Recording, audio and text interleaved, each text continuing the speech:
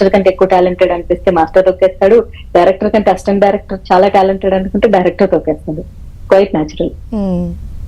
అయితే అంటే ఇలాంటి ఇష్యూస్ కి సంబంధించి టాలీవుడ్ లో ఎలాంటి ప్రక్షాళన జరిగితే బాగుంటుందని మీరు అనుకుంటున్నారండి? మనము ప్రక్షాళన, పరిణతి చాలా పెద్ద మాటల, వాస్తవ దూరాల మాటల, ఎగ్జాక్ట్లీ అవన్నీ చాలా వాస్తవ దూరాలు మాట్లాడుకోవడానికి చాలా చాలా బాగుంటాయి, కానీ బట్ వాస్తవంగా అవి జరగవు. ఏదో 4 రోజులు మనం ఇలాగ టీవీల ముందు మాట్లాడుకుని ఒక ఇష్యూ గురించి జరిగింది, అయ్యో చాలా మంది అమ్మాయిలు వస్తే బాగుంటుందంటే, ఇప్పుడు ఒక అమ్మాయి వచ్చింది కాబట్టి ప్రెస్ మీట్ పెడతారు, 4 అమ్మాయిలు వస్తే ఏ ప్రెస్ మీట్లు పెట్టరు. ఇంకా అమ్మాయిలకి అమ్మాయిలు అమ్మాయి ఇండస్ట్రీలో అవన్నీ చాలా కామన్ అమ్మా, కళ్ళు మూసుకొని వెళ్ళిపో, ఇదంతా లేదు, ఏది లేదంటే పోయి మా ఇంటికి వెళ్ళి పెళ్లి చేసుకోమా అని చెప్తాను. నాకు 100 మంది చెప్పారు ఇండస్ట్రీకి వచ్చినప్పుడు, మాధవి సినిమా ఇండస్ట్రీ సెట్ అవ్వదు, పోయి హ్యాపీగా పెళ్లి చేసుకోండి. చెప్పిన వాళ్ళలో స్టార్ డైరెక్టర్స్ ఉన్నారు, స్టార్ ప్రొడ్యూసర్స్ ఉన్నారు. మీకు సెట్ అవ్వదు మాధవి, ఇంటికి వెళ్ళిపోయి పెళ్లి చేసుకో అన్నారు, అంతే చెప్తారు. సో అంతకంటే ఇక్కడ కహానీలు ఏం చెప్పరు. ఇన్ కేసు ఆ అమ్మాయి కేసు అసలు పోలీసులు ఎలా యాక్సెప్ట్ చేశారో నాకు చాలా సర్ప్రైజ్. పోలీస్ స్టేషన్కి వెళ్తే అలా ఏమంటుంటే, మీ ఇండస్ట్రీలో కామనే కాదమ్మా, ఎందుకమ్మా వచ్చి కేసు పెడతావు, ఇట్లాంటి బొచ్చాడు ఉంటాయి, అమ్మా వెళ్ళిపోమ్మా ఇంటికి, ఇది అవ్వదు పెట్టదు అంటారు. సర్ప్రైజింగ్లీ అమ్మాయి కేసు ఎఫ్ఐఆర్ ఎలా అయిందో అంటే చాలా క్లియర్ ఎవిడెన్స్ ఉన్నాయని చెప్పి పోలీసులు కూడా భావించారంటండి ఈ కేసుకు సంబంధించి. మైట్ బి, అందుకే తీసుకొని ఉంటారు అంటున్నారు. అదే చెప్తున్నాను కదా, యూజువల్లీ ఎంత ఉన్నా సరే అమ్మాయికి నాకు తెలిసి పోలీసులు చెప్పే ఉంటారు, అమ్మా ఇది ఎట్లా వర్కౌట్ అవ్వదు, వాళ్ళు కాంప్రమైజ్ కి వస్తారు, లేకపోతే నిన్నే బ్లేమ్ చేసే ప్రక్రియ చేస్తారు. సరే నువ్వు కేసు తీసుకుంటున్నాము, ఫార్మల్ గా తీసుకోవాలి కాబట్టి వాళ్ళు ఫార్మల్ గా తీసుకొని ఉంటారు అంతే. అంటే ఇప్పుడు జానీ మాస్టర్ కేసు బయటకు వచ్చింది కాబట్టి ఒకవేళ ఇలాంటి పొజిషన్ లో ఉన్నటువంటి వీళ్ళందరికీ ఎలాంటి శిక్ష పడితే బాగుంటుందని మీరు అనుకుంటున్నారు?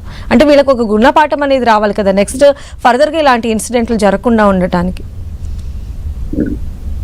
ఇది కూడా చాలా సుదూరమైనటువంటి ఆలోచన. యాక్చువల్లీ అది జరగదు. ఊహాగానాల్లో మనం సరదాగా మనం కాసేపు ఇమాజినేషన్, హాలిజినేషన్ స్టేజ్ 3, స్టేజ్ 4 లో మాట్లాడుకుందాం. మనము చాలా బాగుంటుంది. వేరే ప్రపంచంలోకి వెళ్ళి, మార్స్ గ్రహంలోకి వెళ్ళి మాట్లాడుకుంటే ఎలా ఉంటుందంటే, వాళ్ళని ఇంకెప్పుడు సినిమా ఇండస్ట్రీలోకి ఏ cinema industry I mean like any language లోకి వాళ్ళని తీసుకోకుండా కఠినంగా వాళ్ళని బాయ్కాట్ చేయగలిగింది. So is that really possible? I don't think so. ఇప్పుడు మనం భూగ్రహం మీదకి వచ్చి మాట్లాడుకుందాం.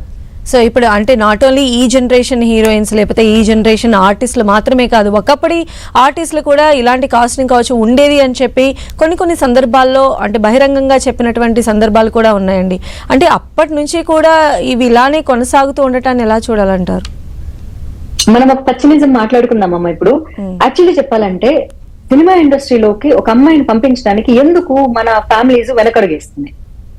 సినిమా ఇండస్ట్రీ ఇప్పుడు సోషల్ మీడియాలో వచ్చాయి, మొన్న ఒక 10-15 ఏళ్ల క్రితం టీవీ ఛానల్స్ వచ్చాయి, ఇంత విచ్చలవిడి మీడియా వచ్చింది. సో దానికి బిఫోర్ న్యూస్ పేపర్లో తప్ప ఏమన్నా చెప్పండి, బ్లాక్ అండ్ వైట్ డేస్ లో లేకపోతే రెట్రో డేస్ లో కేవలం న్యూస్ పేపర్లు. అయినా సరే సినిమా ఇండస్ట్రీ అంటే ఒక పెద్ద భూతం. సినిమా ఇండస్ట్రీ వాళ్ళకి పిల్లని ఇవ్వకూడదు, సినిమా ఇండస్ట్రీ వాళ్ళకి ఇల్లు ఇవ్వకూడదు, సినిమా ఇండస్ట్రీ వాళ్ళంటే చాలా బ్యాడ్ పీపుల్, వాళ్ళు తెర మీద మాత్రమే చాలా అందంగా ఉంటారు, తెర వెనక వాళ్ళ జీవితాలు చాలా గలీజ్ గా ఉంటాయి, they are very very bad. అసలు వాళ్ళు లిటరలీ లైక్ ప్రాస్టిట్యూషన్ హోమ్స్ నుంచి వచ్చారు అన్న విధంగానే మాట్లాడేవాళ్ళు. అవునా కదా? మరి సినిమా ఇండస్ట్రీ గురించి ఏమీ తెలియని రోజుల్లో కూడా, పాతకాలం రోజుల్లో కూడా సినిమా ఇండస్ట్రీ మీద ఎందుకు ఇలాంటి ఒక పేరు ఉంది? నిజం చెప్పాలంటే మన తెలుగు ప్రాంతాల్లో ఏమంటారంటే భోగమోళ్ళు అంటారు. యాక్చువల్లీ పాపం వాళ్ళు బతుకు తెరువు కోసం ఎక్కడో ఊర్లలో జాతరలు వస్తే ఆ అమ్మాయిలు వచ్చి భోగం డాన్సులు చేసుకుంటారంటారు. లిటరల్లీ సినిమా వాళ్ళను భోగం డాన్సులు చేసుకునే వాళ్ళనే వాళ్ళు మొన్నటి వరకు. ఇప్పుడు మోర్ ఆఫ్ ఎడ్యుకేటెడ్ పీపుల్ వస్తున్నారు, మోర్ ఆఫ్ సినిమా ఇండస్ట్రీలో వాళ్ళ పిల్లలే వస్తున్నారు, సోషల్ మీడియా పెరిగింది, పబ్లిక్ లైఫ్ పెరిగింది, వాళ్ళ రియల్ లైఫ్ ని అప్పుడప్పుడు వాళ్ళు షో చేస్తున్నారు, they are showing up their families. దాని వల్ల సినిమా వాళ్ళకి ఇప్పుడు కొంచెం రెస్పెక్ట్ పెరిగింది. నిజం చెప్పాలంటే ఒకప్పటి రోజుల కంటే. ఒకప్పుడు వాళ్ళు దూరంగా ఉంటేనే రెస్పెక్ట్ ఉండేది, దగ్గరగా ఉంటే అసలు వాళ్ళకి రెస్పెక్ట్ ఉండేది కాదు. లిటరల్లీ మన అచ్చ తెలుగు భాషలో నేను ఇండస్ట్రీకి వచ్చిన రోజులు సినిమా వాళ్ళంటే లిటరలీ కైండ్ ఆఫ్ భోగమోళ్ళు ఇట్లా అనేవాళ్ళు. వాళ్ళని తక్కువ చేయాలన్న నా ఇంటెన్షన్ కాదు, నేను చెప్తాను కదా, వాళ్ళ బతుకు తెరువుకి అయితే వీళ్ళని అలానే అనేవాళ్ళు. బట్ ఇప్పుడు అది మారింది. సో కాబట్టి ఆ రోజు ఈ రోజు కాదు, ఆ రోజుల్లో ఉంది. ఏమీ తెలియని పల్లెటూర్లలో ఉన్నటువంటి పెద్ద మనుషులే సినిమాలోకి పోతావా, వాళ్ళంతా భోగమోళ్ళు కదా అనేటోళ్ళు. వాళ్ళకి ఎలా తెలిసింది మరి? So there is something bad and ఏదో ఒక డార్క్ సీక్రెట్ ఉంది ఇక్కడ. సో ఆ డార్క్ సీక్రెట్ పనులు చేస్తేనే ఇక్కడ సినిమాలో నటిస్తారు అన్నది ఏమీ తెలియని ఏదో న్యూస్ పేపర్ లో రేడియోలో ఉన్న రోజుల్లోనే ప్రజలకు తెలిసిందంటే అది మనం ఆలోచించుకోవాలి. ఇది ఎప్పటి నుంచో జరుగుతున్నటువంటి నగ్న సత్యం అని చెప్పి. ఇలాంటి ఇన్సిడెంట్స్ అంటే రెగ్యులర్ గా వస్తున్నాయి కాబట్టి ఫర్దర్ గా ఏమన్నా కాస్తైనా నిలువరించేటువంటి అవకాశాలు ఉంటాయి అనుకుంటున్నారు? అట్లీస్ట్ ఎవరికి వాళ్ళలో ఒక రకమైనటువంటి ఒక పరిపక్వత ఏమైనా వచ్చే అవకాశం ఉండొచ్చా? Let me go to Mars and will talk. So definite గా అండి చాలా